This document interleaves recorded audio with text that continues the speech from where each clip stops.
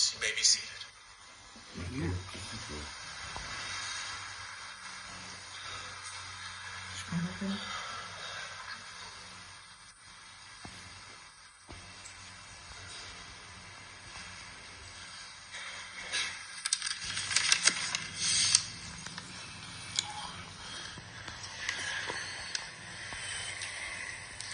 Hello, everyone. My name is Eric.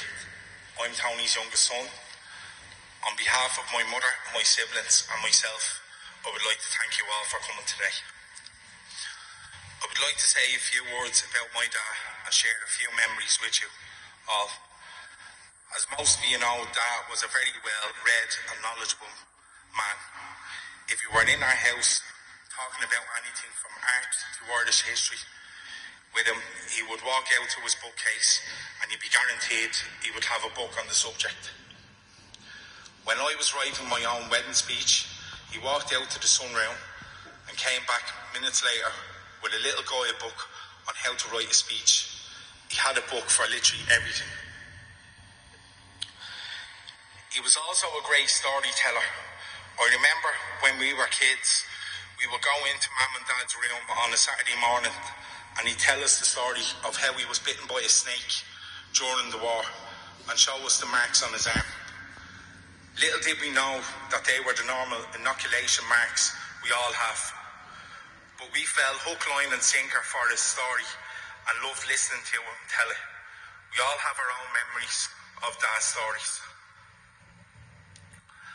I would like to take a minute to share with you some that I remember personally. He was on holidays in Tunisia with Mum and was visiting a Roman ruins one of the days when he was approached by a guy working there who showed him a Roman coin.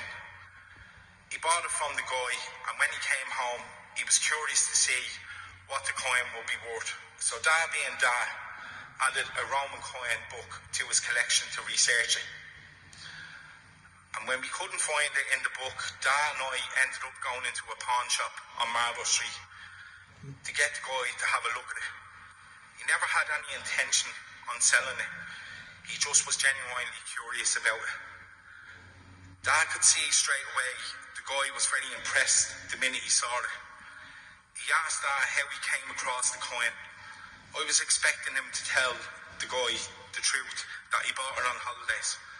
But Dad came out with this detailed yarn on how his father was in the World War I being chased by the Germans across the Sahara Desert when he found it and brought it back with him. I was looking at my dad in amazement because I knew he was tin roofing. I was always amazed on how quickly he could come out with a story and make anyone believe it.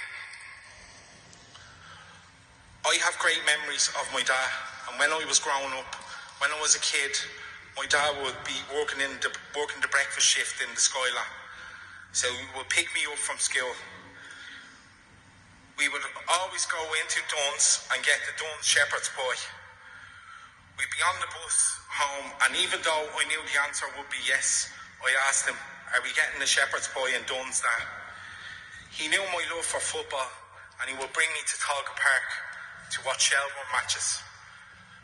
He met Packy Bonner once, working in Lansdowne Road, at the Euro 1992 qualifier match against Turkey. I had gotten the Italian 1990 yellow goalkeeper jersey, and Dad asked Packy for his autograph for me, laughing while telling him, you're costing me a fortune buying jerseys for the little fella. Dad was a very hard-working man, and that is something that he's passed down to each one of us. He was a waiter for most of his life and started his career in the Shelbourne where he learned his craft. He worked in places such as Jury's, the Berkeley Court and the Skylab. And when my dad was working in the Berkeley Court, all the waiters would line up in front of the food and beverage manager before service started. They would be asked question after question and my dad would answer every single one correctly without hesitation. Because of this, the manager gave him the title, the International. Further proof to how well regarded he was, when my brother Gar started working in the Berkeley Court, he was given the nickname the Junior International. Dad was an old romantic at heart. And when he was working on the Empress of Canada cruise liner, he would send our mum love letters through telegrams. The love that my parents have for each other is the kind you would read in storybooks. It is easy to see how much our mum loved that. With the love and care she has shown him the last 8 years since he had the stroke. She has been an amazing caring for him day in, day out, and tending to his every need. We can never thank her enough for everything that she has done for him. It is nearly impossible to say goodbye to my hero, a man who has had such an influence on my life and who I am as a man and a father. Someone who has been a great father to us all. Rather than say goodbye, I choose to say thank you. Thank you, Dad, for everything. For all the great memories, the love that you've given us, and the lessons you have taught us. I ask everyone here to remember our dad, not with sadness, but with joy, for all the memories, stories, and Frank Sinatra songs he has sung to us all over the years. I know you're up there, belting out a tune, Jack Balanson with Old Blue Eyes. Now, rest in peace, Dad, we love you.